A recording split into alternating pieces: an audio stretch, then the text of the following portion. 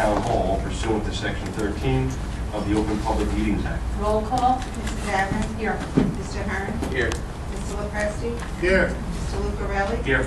Mr. Dempsey? Here. Mr. Rafanatopoulos? Mr. Pesci? Here. Mr. Briamonte? Here. Mrs. Tedesco? And please rise for the Pledge of Allegiance. Mr. Dempsey, will you lead us? I pledge allegiance to the flag of the United States of America and to the republic for which it stands, one nation, under God, indivisible, with liberty and justice for all. Please remain standing for a moment of silence to honor our military and police who have been wounded or killed in action.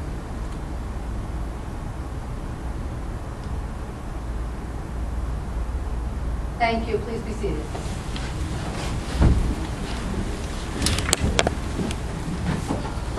I have to announce the first one, right? Continued public hearing, item number 1, Luca and Antonietta Giuliani, 1930 Homdel Road, Block 13, Lot 2.01, in the R4R zone, subdivision number 658. Applicant requires variance relief to allow for the development of 4 single-family lots. Applicant previously granted a density variance by the zoning board. This application will not be heard this evening and will be carried to October 3rd, 2018 without further notice. Continued public hearing, item number 2, New Jersey Natural Gas Company, NJNG, 1960 Homdel Road, Block 13, Lot 13, in the OL-2 zone. Preliminary and final site plan number 2018-1. Applicant seeks variances to construct a proposed regulator station, access, and utilities located within the 16.51 acre site owned by Homdel Venture LLC, an improved office park and cell tower. Good evening. My name is Nancy Skidmore. I'm here on behalf of the applicant, New Jersey Natural Gas Company. This is a continued public hearing from the last public hearing, which was on September 12th. As a reminder to the board, at the last hearing, we heard testimony from Craig Sanders, who is the Director of Pressure Measurement and Transmission at New Jersey Natural Gas Company. He testified as to the operations of the regulator station and why it's necessary. You also heard testimony from Mr. Mike Antilli from Crest Engineering. He's our expert site engineer. He provided you with the details of the existing conditions of the site and what we're proposing in terms of the development of the regulator station. And finally, you heard testimony from Rick Wiener, also from Crest Engineering. He was our expert landscape architect for this property. Microphone, please. We can't hear you. Yeah, let's do this right this meeting, right? I'll try. I'm sorry, is that better? Yes, better. Finally, you heard testimony from Rick Wiener. He's our landscape architect for the site. He provided you with the existing conditions in and around the site in terms of landscaping and our proposal for landscaping on the site. With me tonight, I have Mr. Ed Patenta, who is from Patenta Environmental Consultants. He's our expert in both sound and air quality. Reports on sound and air quality were previously submitted to the board, I believe, back in May. It's my intention to present him this evening, and I also, on both those areas, and I also have with me Mr. Jeff Otto, who is our expert real estate appraiser. He submitted a market study to the board a little over 2 or 3 weeks ago. I can't recall the actual date. And if time permits, I'd like to present his testimony as to his study. And finally, I have Mr. Rich Redding, who is our expert in economics, and specifically economics and land use. He submitted a report to the board also around the same time, 2.5 weeks ago, in the area of fiscal impact analysis. So if the board has no objections, I'd call my first witness at this point, unless there's any preliminary matters that you wanted to handle. Why don't we swear in the new 3 witnesses? All your other witnesses that are still here are still under oath. Our witnesses are still sworn. We can't hear you. So we're going to swear in all the witnesses now for the applicant that haven't been sworn in, so then you just ask them to stand up and Could you stand up and state your name? raise your right hand. You swear to tell the whole truth, nothing but the truth, so help you God? Yes, I Okay, do. and then all 3, they can just state their name for the records. Edward Potenta, Jeffrey Otto, Richard Redding. So with that, I'd call Mr. Patenta as my first witness.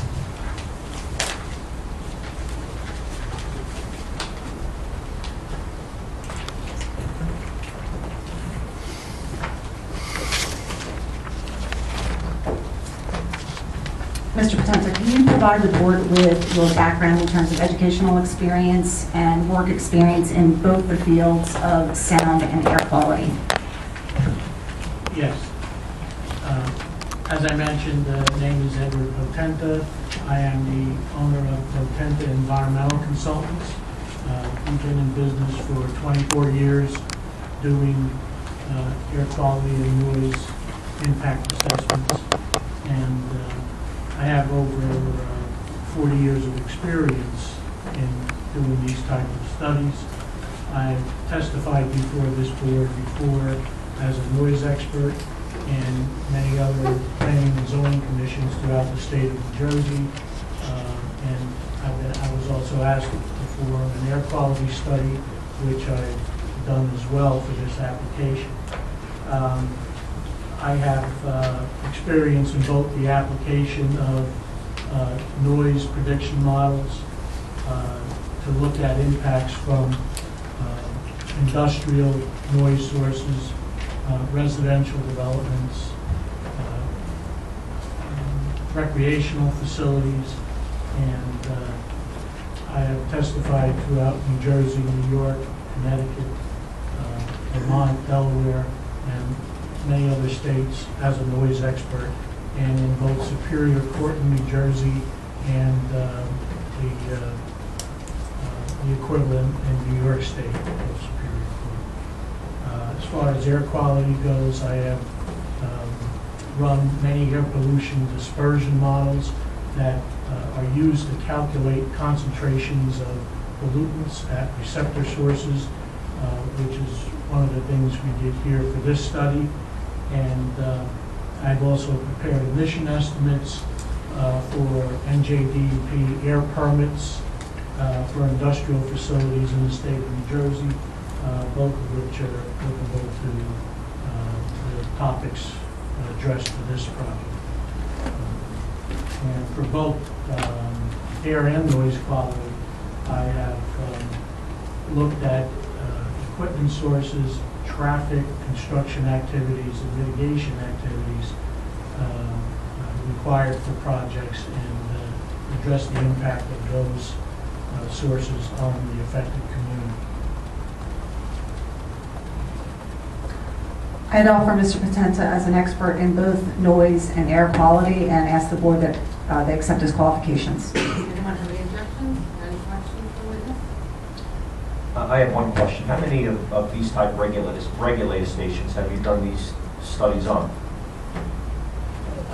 Well, the regulator, I haven't done a specific regulator station, but it's a piece of equipment, or two pieces of equipment on this site.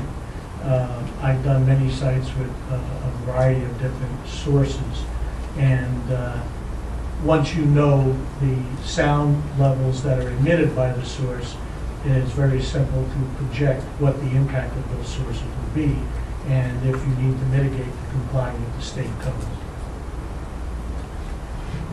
I would also add that this board has indeed qualified Mr. Potenta in the area of noise at another hearing, but not in the area of air quality. We didn't present a report at that time because it wasn't requested.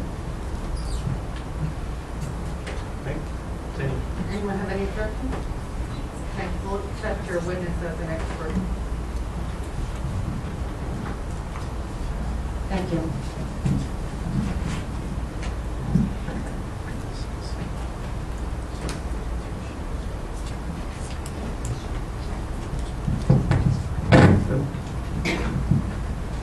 Mr. Potenta, can you hear me?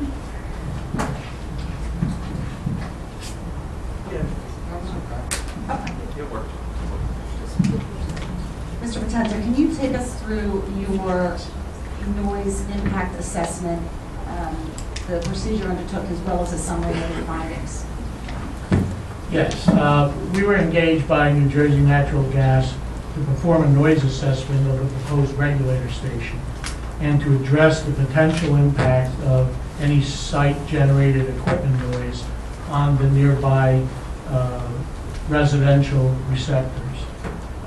The study results that we did show that the project can and will comply with the state and local noise regulations. Let me give you a little outline of what we did, and then I'll go through the details of our assessment. First, we identified the state noise regulations applicable to the project, and these local noise ordinance standards are the same as the state standards that have been adopted by the in the local code. We calculated the equipment noise levels at each of the affected receptor sites closest to the project site, and figure 1 on which I believe has been entered. Let me just have you identify that for the record. You're now making reference to what we've pre-marked as Exhibit A14. Can you just identify that for the board so we can have it in the record? Yes, it's Exhibit A14, the noise receptor sites is figure 1 in the noise report, just blown up as a board for presentation. And I'll get back to that. I just wanted you to be aware that that was the figure.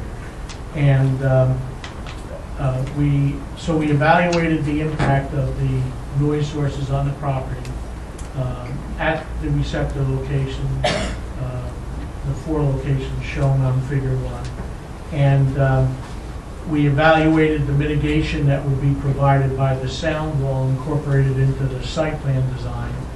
And we determined that the project would comply with the state and local noise codes at the property line and at the closest receptors evaluated. We also did one additional item at the board's request, and we also provided an impact assessment of the noise levels that would occur at the closest residence, the physical residence, compared to existing noise levels that we measured at the residence. So the objective was to show what impact, if any, the proposed facility would have on existing noise levels at the nearest residence. So we look at figure 1, And that's on- display A14. Display A14, Yeah. Exhibit A14. Yeah. And there's, you might not be able to see, but the 1 is away from the receptor point. There's an arrow pointing to the property line closest to the adjacent residences. So this is the site property line. This is a commercial site. So the standard's different there. And I'll get into that in a minute. The second receptor location was at the nearest residential property line along Homdel Road, across the street from the site, and that's receptor 2, which is the occupied residence. This is the abandoned residence, where the number 2 is over the top of that. Site 3 was the actual residence itself, and that's where we took the ambient noise readings for comparison to the project noise. And Site 4 was the nearest residential property line to the west, northwest of the site. And those are the 4 receptor locations that we evaluated. Just to clear up something for the board, when you refer to the noise as ambient, what do you mean by ambient? Existing. Okay, thank you. I'm sorry, did I say it? You did say ambient.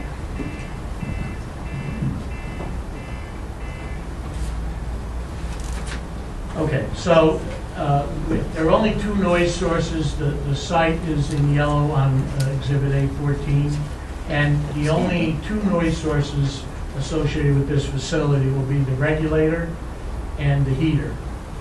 And for both those sources, we obtain manufacturer's noise data for the equipment, performed by independent testing, and though that data is included in the attachments to the noise report. And we use that information to evaluate the effect of that on-site equipment at each of these 4 receptors in Exhibit A.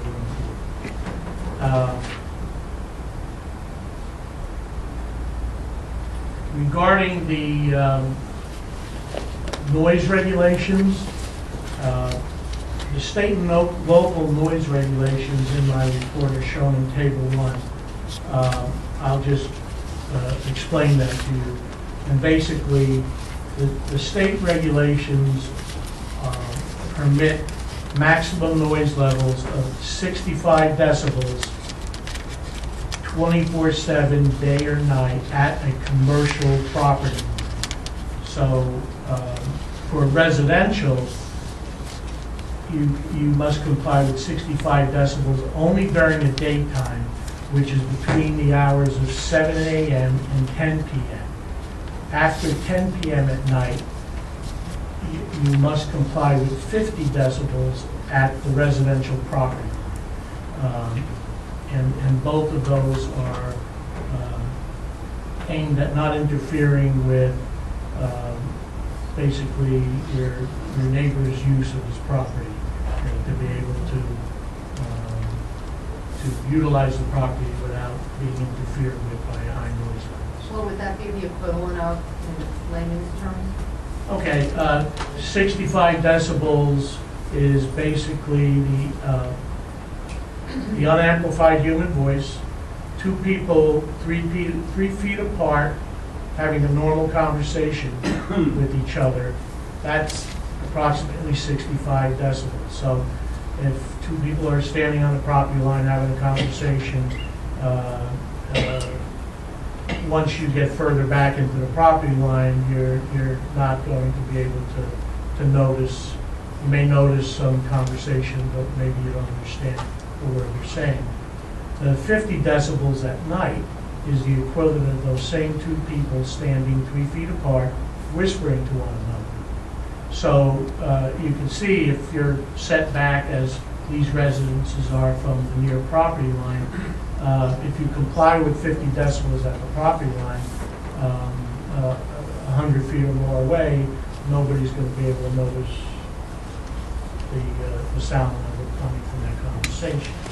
So it's very stringent at night for noise sources to comply with that 50 decibels.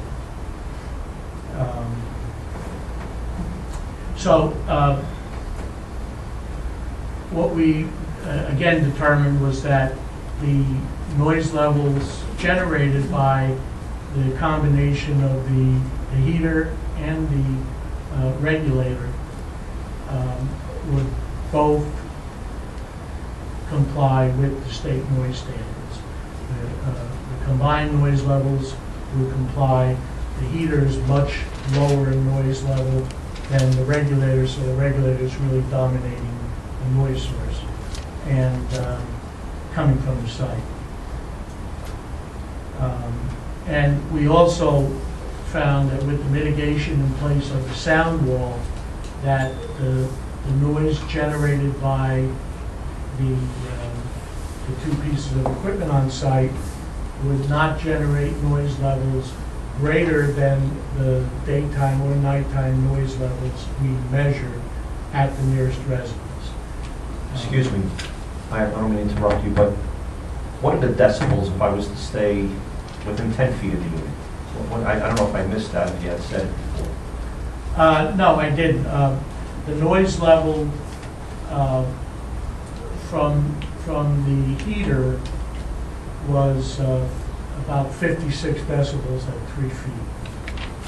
Okay, and the regulator? And the regulator, there are 2 modes of operation for the regulator.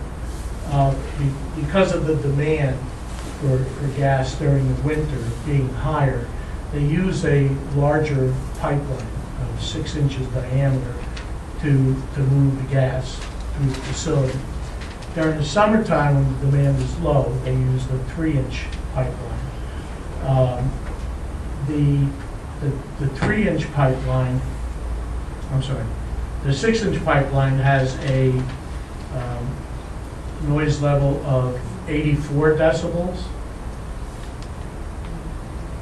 And the 3-inch pipeline, it's 84 decibels at 1 meter from the regulator. Okay, so it's about 3+ feet. And for the 3-inch pipeline on the lower demand, it's 61 decibels at 1 meter or 3 feet.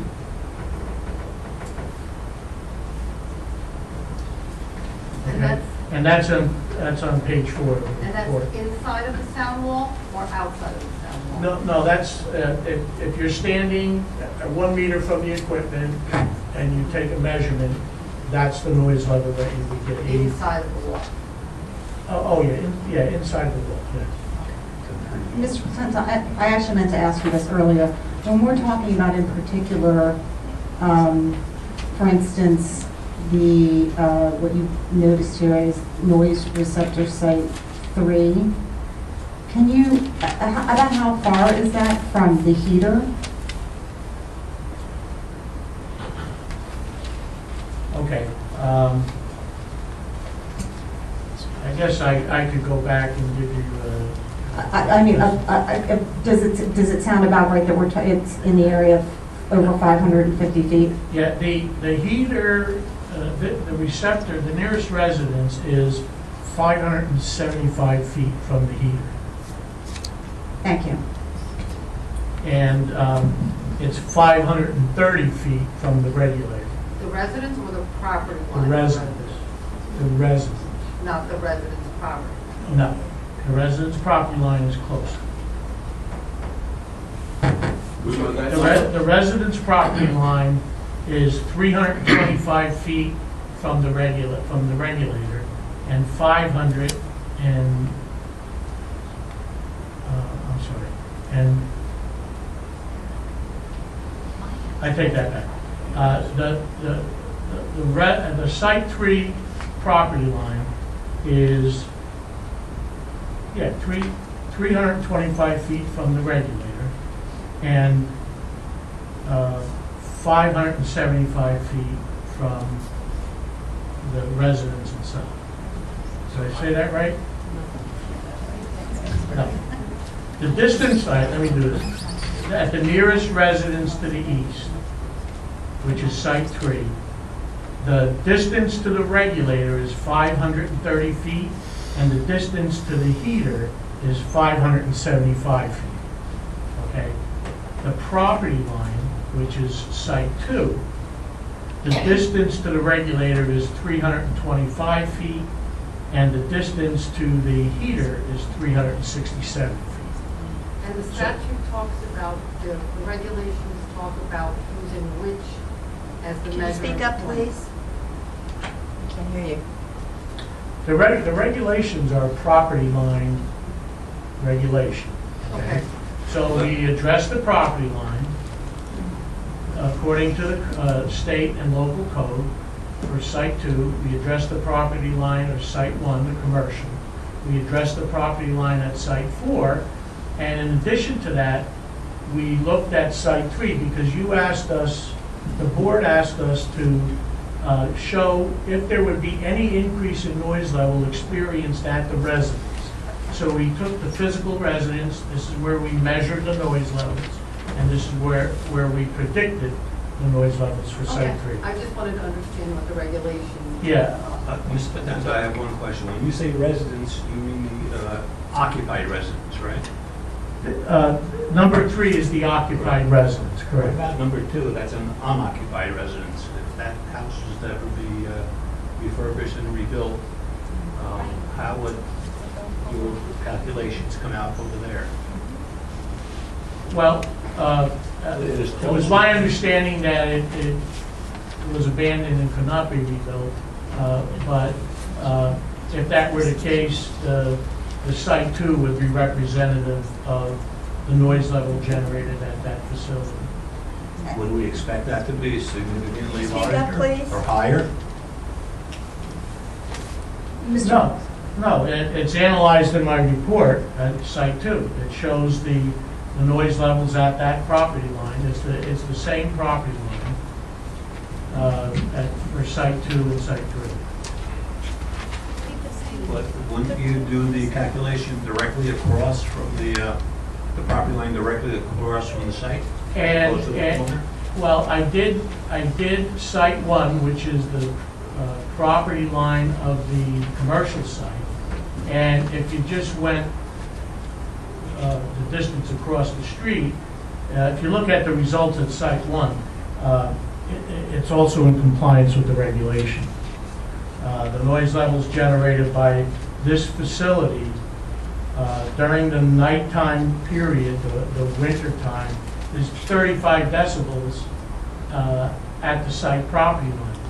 If you go a little bit further away across the street, it's going to be a little bit lower.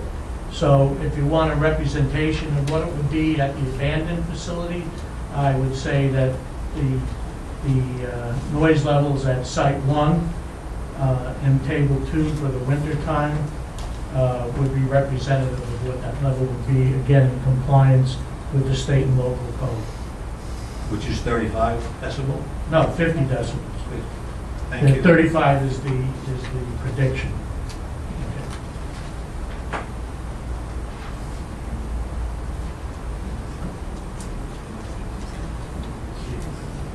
Okay, so in conclusion on the impact assessment,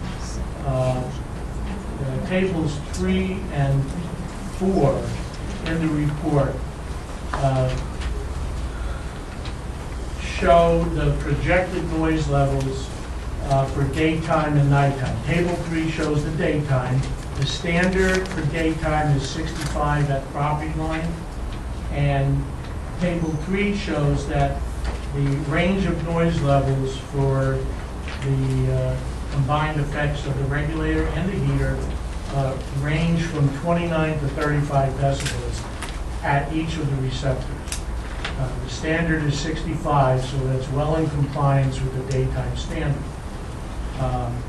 The summertime is significantly less. The maximum noise levels during summertime operation is about 18 decibels, so that's not going to have any impact at all. We focused on the winter, daytime and nighttime, which is the maximum noise level from the regular, starting at 84 decibels at 1 meter.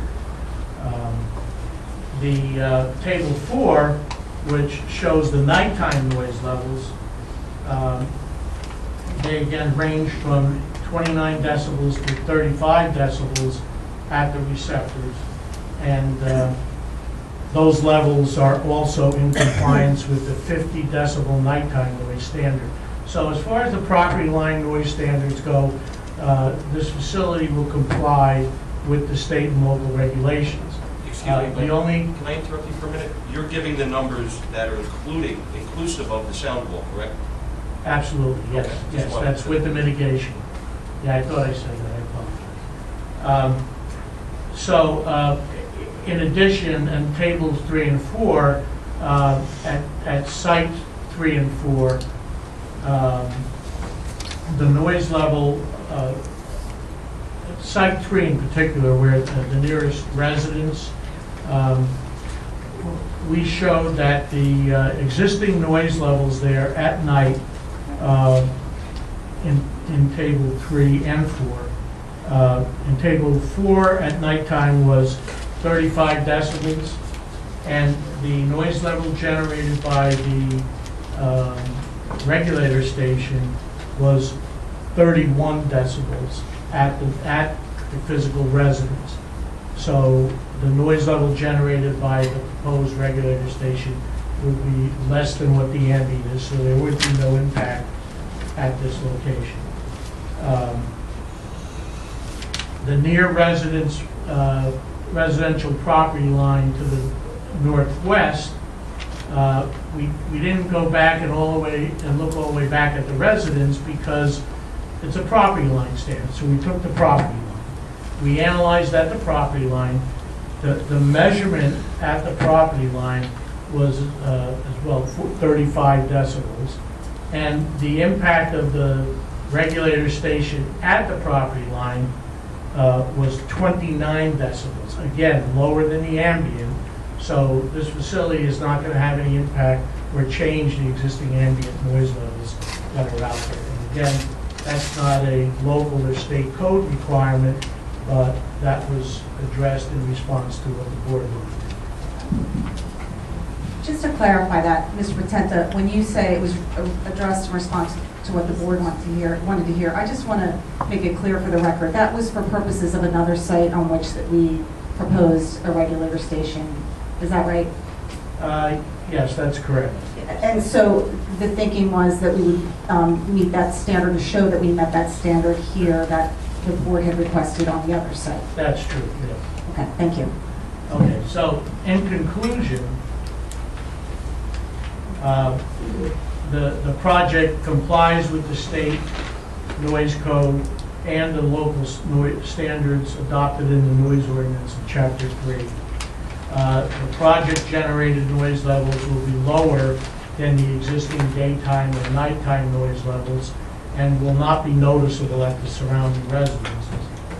And the project will have no adverse noise impact on the surrounding community with the proposed mitigation in place as shown on the site. And that's my testimony. I have no questions for Mr. Potenta on his noise impact assessment. Right. Yeah, I have a question. I believe you said the noise is going to come from two sources, the regulators and heaters. Correct. Is this noise going to be continuous or intermittent? Well, that's the assumption, yes. The assumption is that it's continuous, and it was treated as the maximum noise level between the two, the addition of the two sources at the nearest property lines and residents.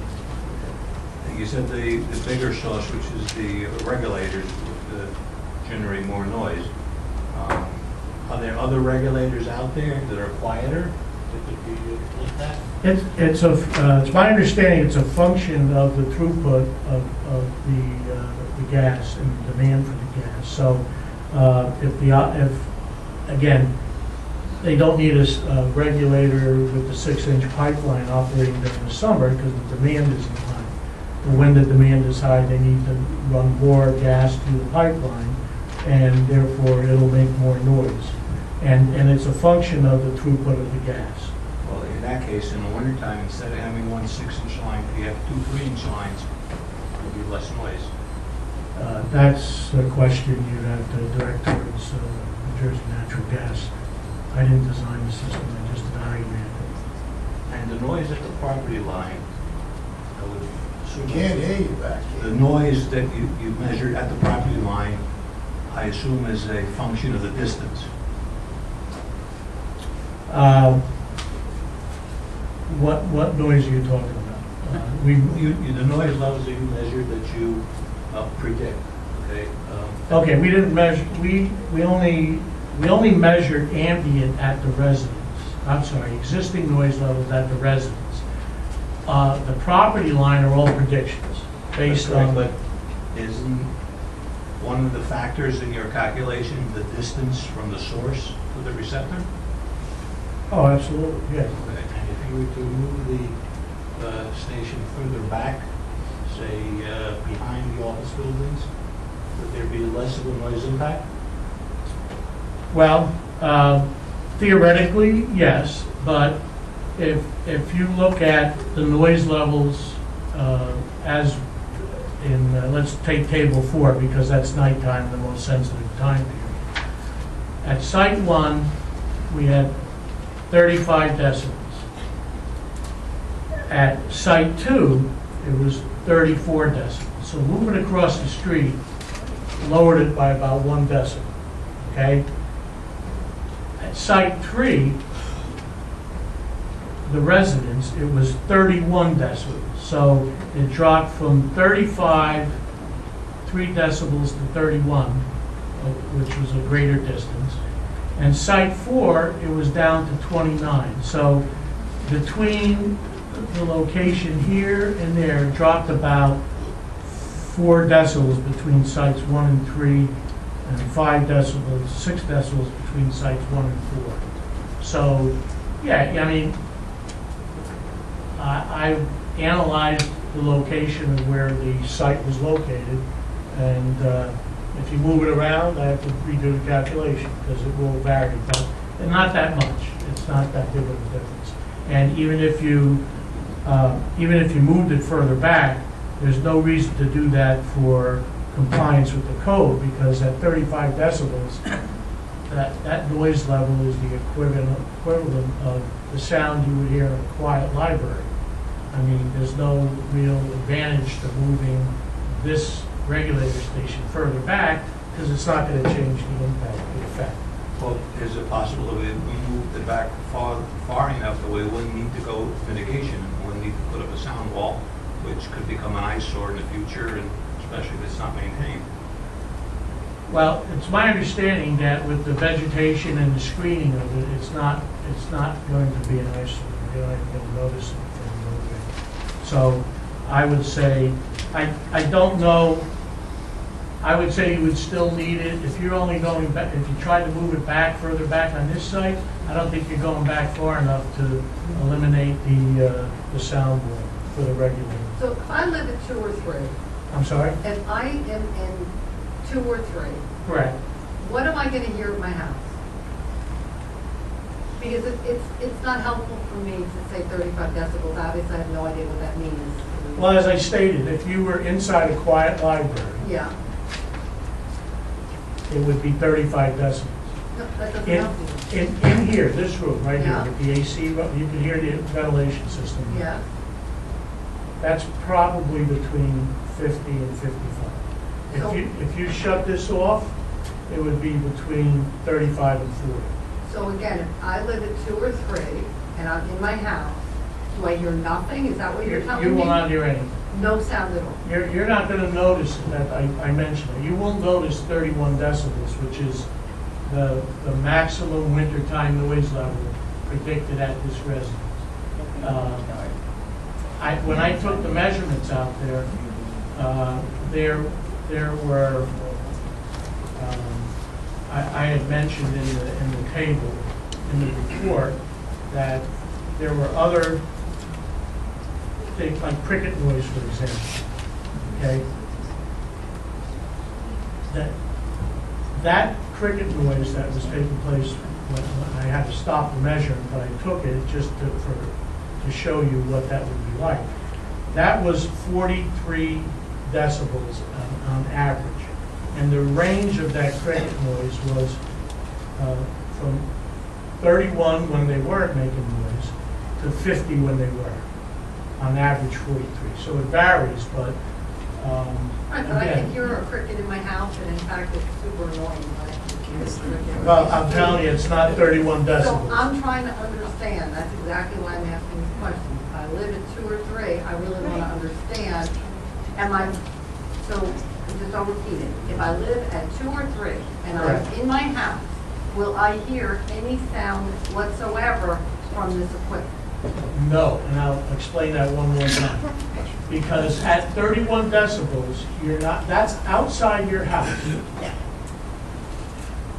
Inside your house, with windows closed, which is typical for the winter, you will get a 20 to 25 decibel reduction in outside sound levels to inside. So 31 outside your house, 6 decibels inside, you will not hear or be annoyed by it. If you have your windows open during the winter, you get approximately a 10 decibel drop in exterior to interior noise levels. So the 31 outside would become 21 inside, which is barely audible for human hearing. So, So, I think what the chair lady is asking is, what will she hear? Will it be a droning or a groaning noise? Will it be clicking on and off? there'll be no, if it's a constant noise, it would be, if you could hear it, it would probably sound like a hum. When the Okay. regulators go on and off, do they make more noise or less noise? No, they don't make more noise.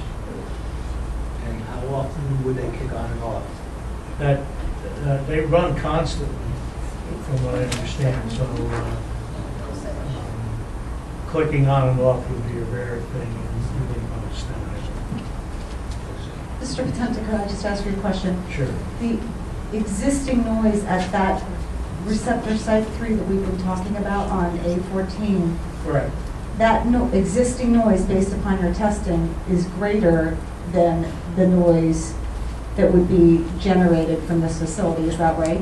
That's correct. Okay. Now, the report and all your calculations, I guess, are based on empirical data. Okay? Are there no models set up or anything? Well, no, empirical data would be, I used manufacturer's data for the regulator and the heater. Empirical data to me means we didn't have that, so I used something I measured somewhere else, or I used a different equipment source. I didn't do that. I used the actual manufacturer's data, which is what we try to do when we do a noise assessment. So It's there could be a accepted margin of practice. error with the information that the manufacturer supplied you. I'm sorry? There could be a margin of error with the information the manufacturer supplied you. No, I don't believe that. And in my experience over the years, because this question came up once before in another application, and I had to go out to a site in Maryland on the rooftop where these HVAC units were sitting, and I had to take the measurements just like the testing company did. And noise is very predictable. It's physics. If you're 10 feet away from the equipment and you get a set reading, you can use that to predict what the noise level would be 20, 30, 40, 50 feet, 200 feet away. So the manufacturers don't provide bad data. The data they provide for their equipment has to be test data done by an independent company that follows the procedures that are set for testing equipment.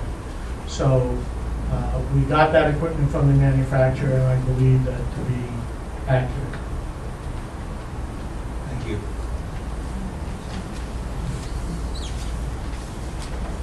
In the tables that you provided, in table 3 and 4, Correct. you tested the ambient noise levels, and then you have a column for the heater and the regulator noise levels. So that's existing and future. Is that future additive then? So will the new ambient be louder if this is added to that as a background noise, additional sound? The regulation states you have to comply with the sound levels at the property line.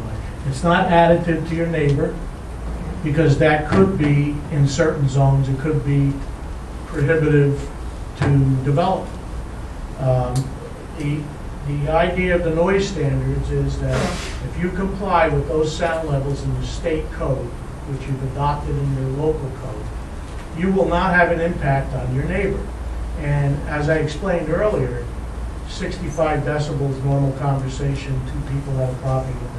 If that's the standard, that's not going to annoy very many people, okay?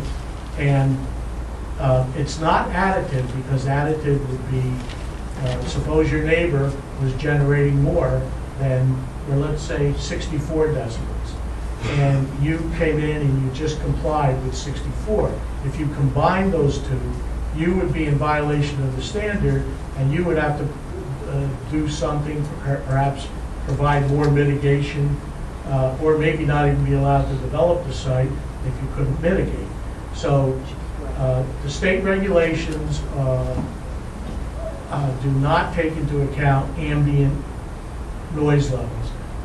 If you comply with the codes of 65 daytime and 50 night at residential, you're not going to impact your neighbors. And I think if you keep in mind the example I pointed out for what 65 and 50 decibels were, I think you can see that if you're in your house, you're not going to hear it. The most annoying thing about 50 decibels at night, if two people are talking at your property line, is that you can't hear a word they're saying. 65, you may notice it if you open the window, but you still wouldn't be able to hear it or understand what they're saying, depending on how far away you are. Right, but you're gonna have this constant noise that's not gonna stop, and again, I don't feel like I actually got an answer. That won't be noticeable. I won't hear it at No, all. you will not notice it, no. You keep saying notice, I'm saying hear. Will I be able to hear it at all in my house with the windows open? I would say no, because that's a very extremely low sound level. And it's no different than it's lower than what you would hear if you were in that house at Site 3 and opened your windows today. And we recorded a 35 decibel noise level. Okay? From what, traffic passing? From whatever sources are out there, okay? So if you add another source at 31, it is not going to be noticeable. You're not going to hear it like you might hear your refrigerator kick in and run in your house, or your dishwasher run